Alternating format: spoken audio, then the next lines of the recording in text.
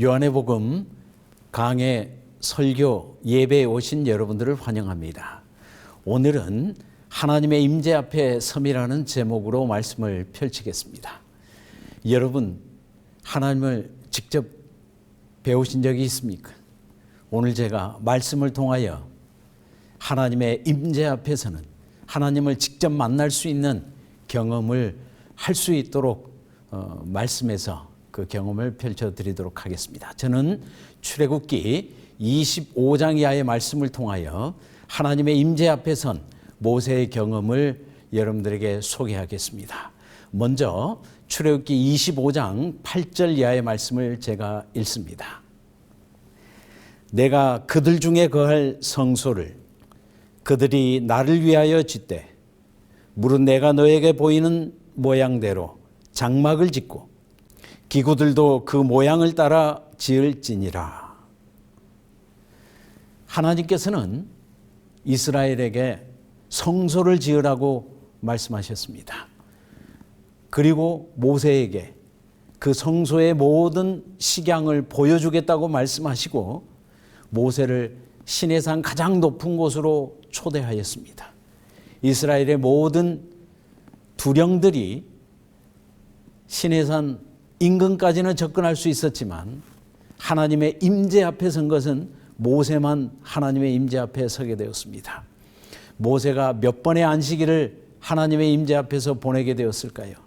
그가 40주 40야를 하나님의 임재 앞에 있었기 때문에 적어도 몇 번의 안식일, 모세는 하나님과 직접 대면하여 안식일을 보내는 경험을 했으리라 생각합니다. 모세가 시내산 위에서 하나님의 임재 앞에 서 있었을 때 이 땅 시내산 밑에서는 무슨 일이 진행되었는지 슬프지만 출애굽기 32장 4절의 말씀을 함께 또 읽어보도록 하겠습니다.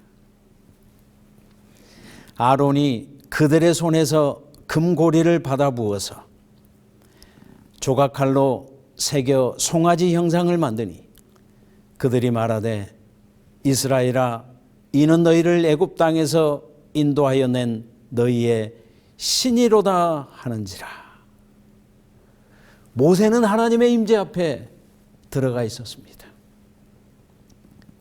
그때 이 땅의 형편은 금송아지를 만들고 우상 숭배의 절정에 이르게 되었습니다.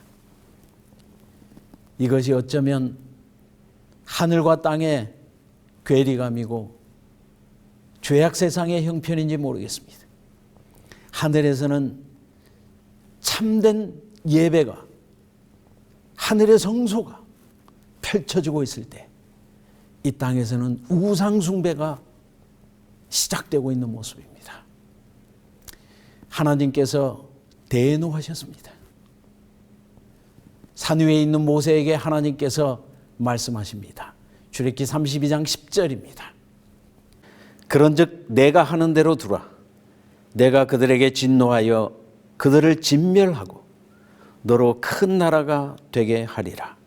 40일이 거의 마쳤을 때 이스라엘의 우상 숭배를 하나님께서 모세에게 알리셨습니다. 내가 그들을 진멸하고 모세 너 하나 남겨서 너로 큰 나라가 되게 하리라.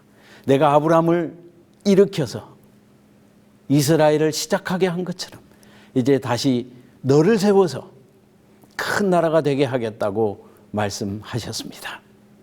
모세가 기뻐했겠습니까? 모세는 기뻐하지 않았습니다. 출애굽기 32장 11절 이하의 말씀을 또 읽어보겠습니다. 여호와여 어찌하여 그 큰 권능과 강한 손으로 애굽 땅에서 인도하여 내신 주의 백성에게 진노하시나이까? 어찌하여 애굽 사람들이 이르기를 여호와가 자기의 백성을 산에서 죽이고 지면에서 진멸하려는 악한 의도로 인도해 내었다고 말하게 하려 하나이까? 주의 맹렬한 노를 그치시고 뜻을 돌이키사 주의 백성에게 이 화를 내리지 마옵소서. 하나님께서는 진노하셨습니다. 우상 숭배에 빠진 백성을 다 진멸하겠다고 말씀하셨습니다. 그러한 하나님 앞에서 모세는 변론했습니다. 하나님, 어떻게 하나님이 되셔서 화를 내십니까? 논리적으로도 말이 안 됩니다.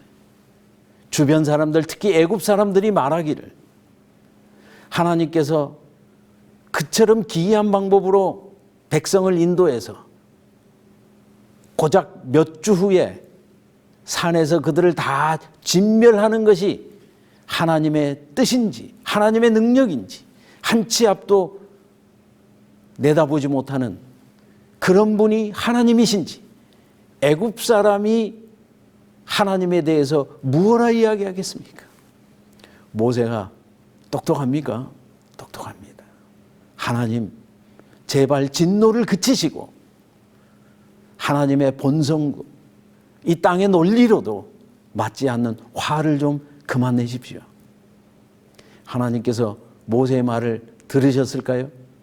출애굽기 32장 11절 이하의 말씀을 또 읽어보겠습니다. 14절 말씀입니다. 여호와께서 뜻을 돌이키사 말씀하신 화를 그 백성에게 내리지 아니하시니라. 아멘. 모세와 변론한 하나님께서 즉각적으로 뜻을 돌이키셨습니다. 지금의 상황은 시내산 위에서 모세와 하나님 둘 사이의 대화입니다. 이 땅의 백성들은 시내산에서 무슨 일이 진행되는지를 알지도 못하고 있습니다. 이때 백성들은 회개할 생각이 없습니다. 그들의 잘못이 무엇인지도 모릅니다. 그런데 하나님께서 백성을 용서하겠다고 말씀하셨습니다. 변한 것은 무엇입니까? 모세의 변론입니다. 모세의 탄원입니다. 하나님, 뜻을 좀 돌이키시고 이 백성을 용서하시지요. 모세의 믿음이 있는 한 백성에게는 희망이 있는 것입니다. 악인은 기도할 줄을 모르고 기도가 무엇인지 모릅니다. 하늘에서 무슨 일이 진행되는지를 모르고 있습니다. 그렇기 때문에 악을 행하는 데 담대하고 있습니다. 악인의 운명이 의인의 기도에 달려 있습니다. 이스라엘의 운명이 모세와 하나님의 변론에 달려 있는 것처럼 이스라엘은 회개할 생각이 없었습니다. 그러나 모세가 하나님과 변론하자 하나님께서 뜻을 돌이키셨습니다. 얼마나 놀라운 하나님의 은혜이며 이러한 하나님 때문에 모세가 끝까지 하나님 앞에 어려운 모든 것을 극복하고 중보자로서 성공적인 삶을 살게 되고 이스라엘이 구원에 이르게 된 것입니다. 계속해서 19절의 말씀을 보겠습니다.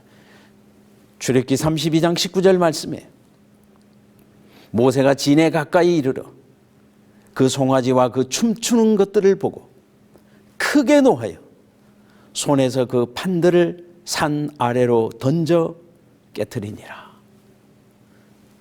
모세가 백성들의 우상 숭배를 보지 못했을 때는 자신감이 있었습니다. 그러나 그가 눈으로 우상 숭배를 목도하게 될 때는 그가 입을 가리게 되었습니다. 모세가 진노하게 되었습니다. 왜 하나님께서 진노하셨는지를 깨닫게 되었습니다. 모세가 입을 가리고 하나님, 기왕에는 제가 상황 파악이 안 돼서 주제가 좀 넘었습니다. 하나님께서 왜 진노하셨는지 이제는 이해가 됩니다. 이 언약은 무효입니다. 이 백성에게는 희망이 없어 보입니다. 모세가 돌비를 깨트리게 되었습니다. 슬픈 이야기입니다. 계속해서 32장 32절의 말씀을 읽어보도록 하겠습니다. 이튿날 모세가 백성에게 이르되 너희가 큰 죄를 범하였도다.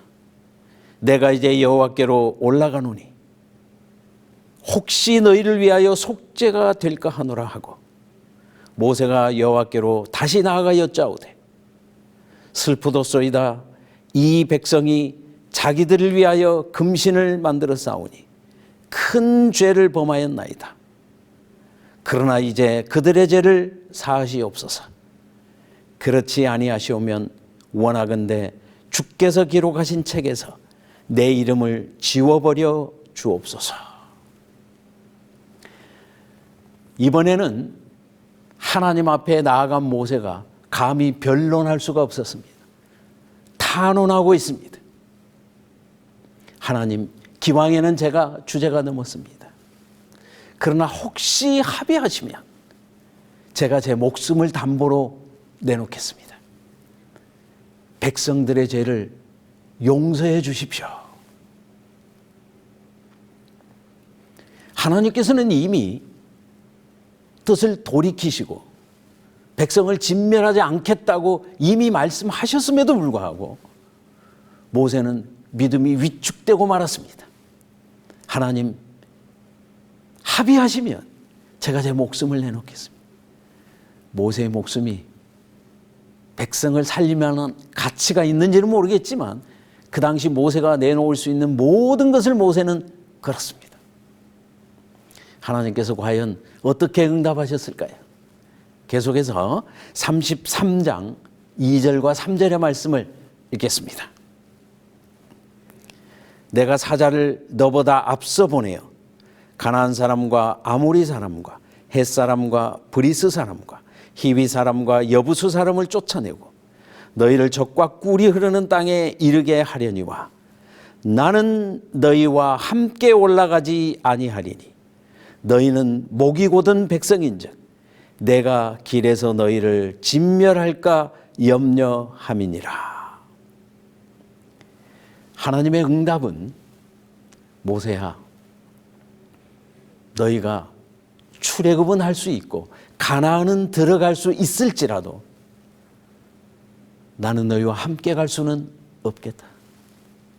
너희의 죄가 심히 커서 내가 너희 가까이 접근했다가는 너희가 다 진멸할까 두려우니 내가 사자를 하나 보낼 테니 천사를 하나 보낼 테니 그들과 출애굽하거라.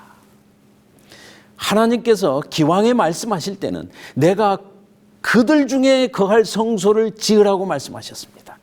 그러나 이제 하나님께서 그들 중에 직접 임재하는 것은 어렵다고 판단하시고 나는 너희와 함께 가지 아니하고 사자를 보낼 테니 천사와 출애굽하거라. 모세가 만족했을까요? 염치가 없었습니다. 그것이라도 감사하게 생각했습니다. 33장 12절의 말씀 계속해서 읽어보도록 하겠습니다. 모세가 여호와께 아뢰되 보시옵소서 주께서 내게 이 백성을 인도하여 올라가라 하시면서 나와 함께 보낼 자를 내게 지시하지 아니하시나이다. 주께서 전에 말씀하시기를 나는 이름으로도 너를 알고 너도 내 앞에 은총을 입었다 하셨사온즉 13절 내가 참으로 주의 목전에 은총을 입었사오면 원하건대 주의 길을 내게 보이사 내게 주를 알리시고 나로 주의 목전에 은총을 입게 하시며 이 족속을 주의 백성으로 여기소서. 진으로 돌아온 모세는 진박 마을 어귀에 회막을 짓고 주의 사자를 기다리게 되었습니다. 그는 기왕에 하늘의 성소를 보았습니다. 백성들은 우상 숭배에 빠졌지만 어쩌면 모세는 그가 본 곳에 아주 심플한 장면으로 회막을 만들었던 것 같습니다. 모세는 백성과 조금 떨어진 장소에 회막을 짓고 해가 뜨면 그 회막에서 언제나 하나님께서 주의 사자를 보내주실까? 언제나 이 우상 숭배에서 벗어나서 이스라엘이 출애굽할 수 있을까? 모세는 하루 이틀 기다리게 되었습니다. 그런데 날이 지나도 하나님께서 천사를 보내지 않는 것입니다. 주의 사자를 보내지 않는 것입니다. 그들의 죄책감은 커져가고 모세는 하나님 앞에 다시 탄원하기 시작했습니다. 하나님, 제가 주께 은혜를 입었으면 주의 사자를 속히 보내시고 우리로 출애굽하고 이곳을 떠나갈 수 있게 하나님 은혜를 베풀어 주십시오. 하나님께서 모세에게 응답하셨습니다. 저는 이 말씀이 너무너무 감동적입니다. 다 같이 출애굽기 말씀 다시 한번 읽어보도록 하겠습니다. 33장 14절 함께 읽어보시도록 하겠습니다. 여호와께서 시작. 여호와께서 이르시되 내가 친히 가리라. 내가 너를 쉬게 하리라. 무슨 말씀입니까? 모세야, 내가 너희 가까이 임했다가는, 내가 너희 중에 거했다가는 너희가 다 진멸될까 두렵다고 말씀했습니다. 그러나 하나님께서 본심은 친히 함께 가고 싶으신 겁니다.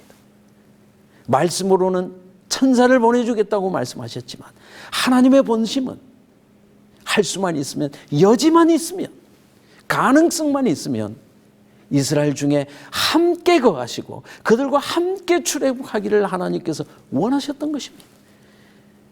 그래서 하나님께서 주의 사자를 보내는 일을 지체하시고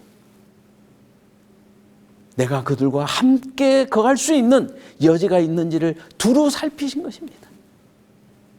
포기하지 않는 모세, 회막에서 하나님께 매일같이 탄원하는 모세의 모습을 통하여 하나님께서 다시 한번 이스라엘과 동행할 수 있는 길을 마련하시고 모세에게 말씀해 주신 것입니다. 모세야, 내가 친히 가리라. 내가 너로 평쾌하리라. 모세가 하나님과 변론하면 하나님을 우리말로 이기는 것입니다. 모세와 하나님이 변론하면 모세의 믿음이 이기는 것입니다. 그래서 하나님께서 때때로 오라, 우리가 서로 변론하자, 그렇게 말씀하시는 것이지요. 이스라엘아, 왜 죽고자 하느냐? 내게로 와서 나와 대화하자고 말씀하시는 거죠. 모세가 하나님과 변론할 때마다 하나님께서 새로운 길을 열어주시고 은혜의 길을 열어주시고 회개하지 않는 백성이라도 하나님께서 인도하시는 것처럼 우리에게도 하나님께서 변론하자고 말씀하시는 것입니다. 이러한 경험 가운데서 모세는 하나님에게 놀라운 은혜를 간구하게 됩니다. 출애굽기 33장 18절의 말씀을 제가 읽겠습니다. 모세가 이르되 원하건대 주의 영광을 내게 보이소서. 모세가 보면 죽는다는 하나님의 영광을 보여달라고 요청했습니다. 하나님, 제가 하나님을 직접 보기를 원합니다. 어쩌면 지금까지 모세는 시내산에 있었을지라도 하나님의 영광을 직접적으로 보지는 못했던 것 같습니다. 그런데 이제 모세가 하나님의 얼굴을 직접 보기를 요청하고 있습니다. 보면 죽는다는 그 얼굴을 보여달라는 것입니다. 어떻게 모세가 이런 당돌한 요청을 하게 되었을까요? 아마 모세는 하나님과 여러 번 만난 가운데서 하나님의 본심은 우리를 두렵게 하는 것이 아니고 우리를 진멸하는 것이 아니고 우리에게 은혜를 베풀며 우리를 살리시는 분이라는 것을 모세가 확신하게 되었습니다. 회개하지 않는 백성이라도 일으켜 세우시는 그 하나님의 모습을 여러 번 모세가 체험하면서 담대하게 하나님, 이제는 제가 하나님의 얼굴을 직접 보기를 원합니다. 우리도 모세 덕분에 이제 하나님의 얼굴을 직접 보게 될 것입니다. 이제 저와 함께 말씀을 통해서 하나님의 얼굴을 뵈러 함께 가시면 좋겠습니다. 19절의 말씀입니다. 여호와께서 이르시되 내가 나의 모든 선한 것을 너희 앞으로 지나가게 하고 여호와의 이름을 너희 앞에 선포하리라. 나는 은혜 베풀 자에게 은혜를 베풀고 긍휼히 여길 자에게 긍휼을 베푸느니라. 또 이르시되 내가 내 얼굴을 보지 못하리니 나를 보고 살 자가 없음이니라. 계속해서 33장 21절 이하의 말씀을 읽겠습니다. 여호와께서 또 이르시기를 보라 내 곁에 한 장소가 있으니 너는 그 반석 위에 서라. 내 영광이 지나갈 때 내가 너를 반석 틈에 두고 내가 지나도록 내 손으로 너를 덮었다가 손을 거두리니 네가 내 등을 볼 것이요 얼굴은 보지 못하리라. 하나님께서 모세에게 내가 내 모든 선한 형상을 너희 앞으로 지나가게 하고 네가 볼 수 있도록 허락해 주겠다고 말씀하셨습니다. 그런데 내 영광을 보고 살 자가 없기 때문에 너는 다시 시내산으로 올라올 때에 시내산 반석 틈에 서 있으라고 했습니다. 잘 아시는 것처럼 이 반석은 예수 그리스도를 상징하는 것입니다. 범죄한 인간은 그리스도 안에서만, 그리스도를 통해서만 하나님을 직접 배울 수 있는 것이지요. 그래서 너는 반석 틈에 서 있으라.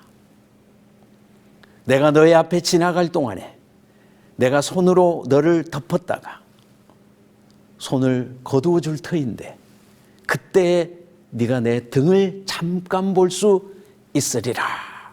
그렇게 하나님께서 말씀해 주셨습니다. 이렇게라도 하나님의 임재를 직접 볼 수 있는 모세는 얼마나 영광스러운 경험을 하게 되었을까요? 그런데 모세가 하나님의 임재 앞에 하나님의 얼굴을 배우러 갈 때 준비물이 있었습니다. 중요한 준비물이 있었습니다. 34장 1절 이하의 말씀을 제가 읽겠습니다.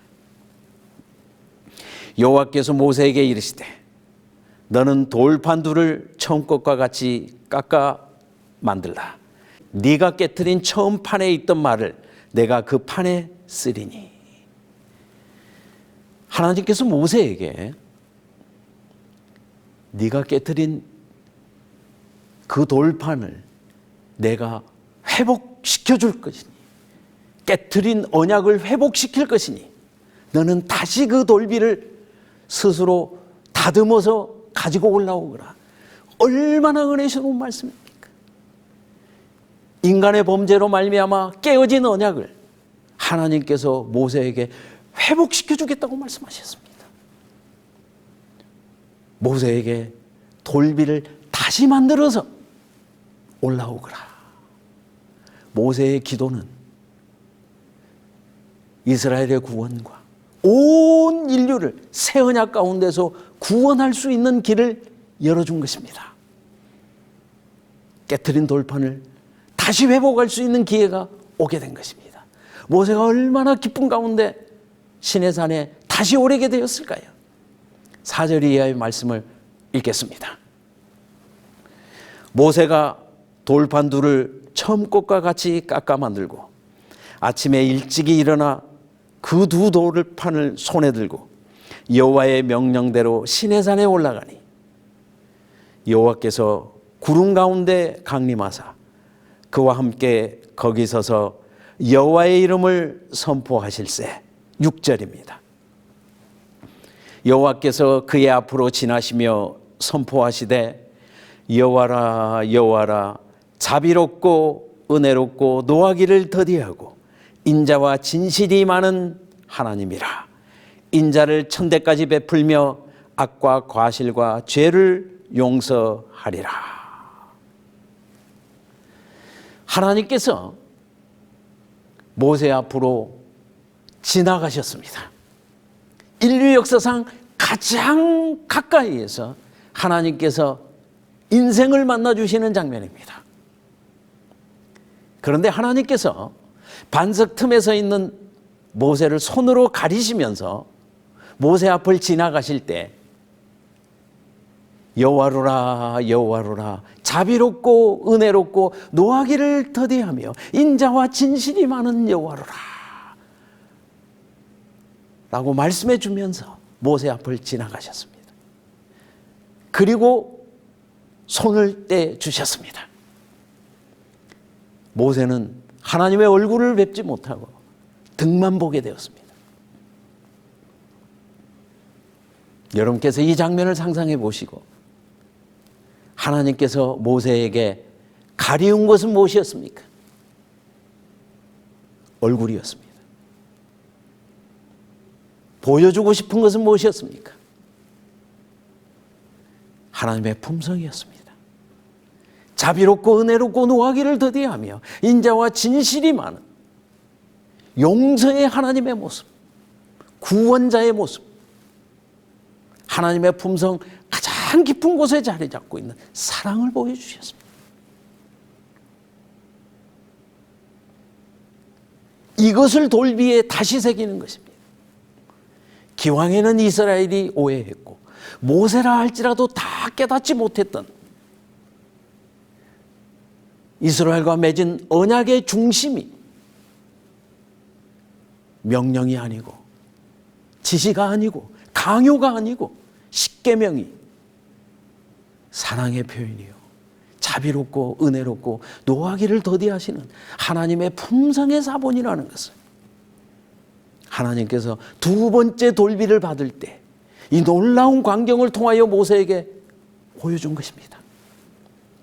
이스라엘은 하나님의 돌비를 바라볼 때 두려움을 느끼고 하나님으로부터 떠나가기 시작하고 금송아지를 만들 우상숭배에 빠지게 되었습니다. 그것은 오해였습니다. 모세가 두 번째 돌비를 받을 때 하나님이 첫 번째 주셨던 그 돌비의 의미를 정확하게 이해하게 되었습니다. 십계명은 하나님의 사랑의 표현이며 그분의 품성의 표현이고 자비롭고 은혜로운 용서의 하나님께서 자신의 본성을 10가지의 계명으로 주시고 언약서로 주시고 두루마리에 기록해 주셨다는 것을 드디어 모세가 깨닫게 된 것입니다. 이러한 경험을 한 이후에 모세는 하나님 앞에 엎드려지게 되었습니다. 다 같이 출애굽기 34장 8절 이하의 말씀을 함께 보시겠습니다. 모세가 급히 땅에 엎드려 경배하며 이르되 주여 내가 주께 은총을 입었거든 원하건대 주는 우리와 동행하옵소서. 이는 목이 뻣뻣한 백성이니이다. 우리의 악과죄를 사하시고 우리를 주의 기업으로 삼으소서. 모세는 하나님을 직접 만나게 되었습니다. 하나님의 품성을 보게 되었습니다. 십계명이 하나님의 품성의 사본이라는 것을 알게 되었습니다. 그는 즉각적으로 땅에 엎드리게 되었습니다. 주는 우리 중에 행하옵소서 라고 외치게 되었습니다. 여러분 출애굽기 25장 8절 이하를 기억하시나요? 이 모든 것의 시작점에서 하나님께서 모세에게 말씀하셨습니다. 내가 그들 중에 거할 성소를 짓겠다고 말씀하셨습니다. 모세는 땅바닥에 엎드리며 주는 우리 중에 거하옵소서 라고 외치고 있습니다. 왜 하나님께서 성소를 지으려고 하며 왜 하나님께서 이스라엘 가운데 거하시고자 하는 모든 것을 모세는 깨닫게 된 것이지요. 이스라엘 백성은 알지 못했을지라도 기왕에는 모세가 모든 것을 다 깨닫지 못했을지라도 두 번째 돌비를 받을 때 모세는 하나님을 직접 배웠고 이 하나님의 언약이 사랑이며 자비이며 용서이며 구원이며 회복이며 이것이 우리가 하나님과 동행한다는 의미라는 사실을 모세는 깨닫게 된 것입니다. 모세는 이제 다시 이스라엘에게 성소 건립을 명령하게 되었습니다. 다 같이 출애굽기 36장 6절 이하의 말씀 또 함께 보시겠습니다. 아론과 온 이스라엘 자손이 모세를 볼 때 모세의 얼굴 피부에 광채가 남을 보고 그에게 가까이 하기를 두려워하더니 36장 6절이 합니다. 모세가 명령을 내리며 그들이 진중에 공포하여 이르되 남녀를 막론하고 성소에 드릴 예물을 다시 만들지 말라. 모세가 산에서 내려올 때 모세의 얼굴 꼬풀에 여호와의 영광이 나타나기 시작했습니다. 백성들은 놀라기 시작했습니다. 모세의 변화 가운데 하나님의 임재를 간접적으로 보게 되었습니다. 그리고 모세는 기왕에는 오해했던 하늘 성소에 관한 모든 것을 백성에게 설명하기 시작했습니다. 백성들아, 기왕에 너희가 십계명과 하나님의 율법서를 부담으로 받아들였고 두려움으로 이해했지만 실상은 그것이 아니었다는 것을 모세는 자기의 체험을 통하여 이스라엘에게 다 설명하기 시작했습니다. 이스라엘 백성은 성소제도의 의미를 온전히 깨닫게 되었고 기왕에는 그들이 금가락지, 금귀고리를 빼서 금송아지를 만들었지만 이번에는 그들은 성소를 짓기 시작했습니다. 얼마나 즐거운 마음으로 성소를 짓기 시작했는지 예물이 차고 넘쳤습니다. 다시는 더 이상 예물을 가져올 필요가 없다고 모세가 선언했습니다. 그들은 즐거운 마음으로 성소를 짓고 하나님이 우리 중에 거하옵소서라고 하는 모세의 경험을 이스라엘 백성들도 함께 나누게 되었습니다. 오늘 우리도 이 예배를 통하여 하늘의 예배에 동참하며 주는 저희 중에 행하옵소서라는 경험을 해야 하지 않겠습니까? 전염병의 도전이 크지만 우리는 하늘 예배에 초대될 수 있고 이 예배를 통하여 주변 사람을 구원할 수 있는 놀라운 특권이 우리들에게 주어져 있는 것입니다. 마지막으로 출애굽기 40장 38절의 말씀을 제가 읽겠습니다. 낮에는 여호와의 구름이 성막 위에 있고 밤에는 불이 그 구름 가운데 있음을 이스라엘 온 족속이 그 모든 행하는 길에서 그들의 눈으로 보았더라. 그들이 성소를 다 지었을 때 하나님의 임재가 성소 가운데서 충만하게 나타나기 시작했고 하나님이 거기 계시다는 사실, 하나님이 우리 중에 거한다는 사실이 구름기둥과 불기둥으로 하늘 높이 피어오르기 시작했습니다. 그리고 이 구름기둥과 불기둥이 인도하는 대로 이스라엘 백성은 40년의 광야 생활을 성공적으로 마치게 된 것입니다. 고린도후서 3장 16절 이하의 말씀에 언제든지 주께로 돌아가면 그 수건이 벗어지리라. 우리에게도 하나님의 말씀을 읽을 때에 모세에게 하나님의 임재가 나타나고 모세가 모든 것을 밝히 본 것처럼 우리도 말씀 가운데서 하나님을 직접 만날 수 있으며 하나님의 임재를 경험하고는 우리도 다 하나님의 영광의 빛을 나타내는 사람들이 될 수 있다고 성경은 이야기하고 있습니다. 말씀을 의지하여 예배하는 모든 분들에게 하나님께서 함께 해주시고 하나님의 임재 가운데서 우리 모두가 은혜를 덧입기를 바랍니다. 실물교훈 188쪽의 말씀을 여러분들에게 오늘 선물로 드리겠습니다. 낙심하는 자들아, 비록 그대가 아무리 악한 일을 했을지라도 용기를 잃지 말라. 혹시 하나님께서 내 죄를 사유하여 주시고 나를 당신의 앞에 나오도록 용납하실까 하는 생각을 갖지 말라. 하나님께서 우리를 구원하시기 위하여 먼저 나서셨다. 그대가 그분을 배반하고 있는 동안도 그분은 그대를 찾으러 나가셨다. 낙심하는 자들아, 혹시 하나님께서 내 죄를 용서하실까 생각하지 말라. 하나님께서 먼저 우리를 찾아 나섰다는 사실입니다.